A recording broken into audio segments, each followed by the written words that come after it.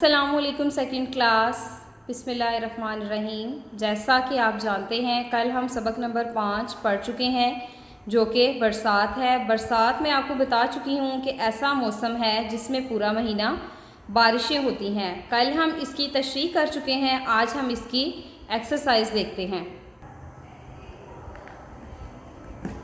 मश्क देखते हैं। अल्फाज मायनी: घटा, गहरे बादल, लहलहाना, हवा से हिलना, बन, जंगल, सनसनाहट, हवा के चलने की आवाज़, चटेल, वो मैदान जहाँ कोई दरख्त ना हो।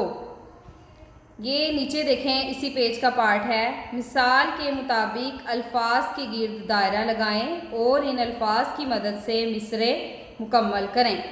मिसाल, ये एक मिसाल आपको दी गई है, पीछे आपने नज़म पढ़ के उस नज़म के मुताबिक ये खाली जगह पूरी करनी है। ये आपका होमवर्क है जो आपने बुक्स के ऊपर ही करना है। पहली मिसाल आपको दी गई है, हर एक पेड़ का एक नया ढंग है। ये डैश में क्या लिखा है? ढंग। ये हरूफ आपको दिए गए हैं, आपने इनमें से हरूफ को ढूंढ के, जैसे ये ढंग के लिए ये इसके हरूफ को सर्कल किया गया है, इसी तरह से आपने नीचे ये हरूफ ढूंढ के लफ्ज़ बनाना है और ये खाली जगह के अंदर लिखना है।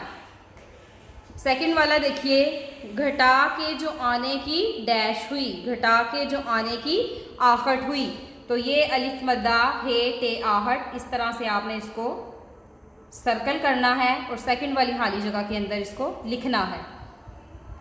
किसानों की डैश ठिकाने लगी, किसानों की मेहनत ठिकाने लगी, ये मीम हे नून ते मेहनत, इस तरह से आपने इसको सर्कल करना है और हरूफ को जोड़कर लफ्ज़ बनाना है।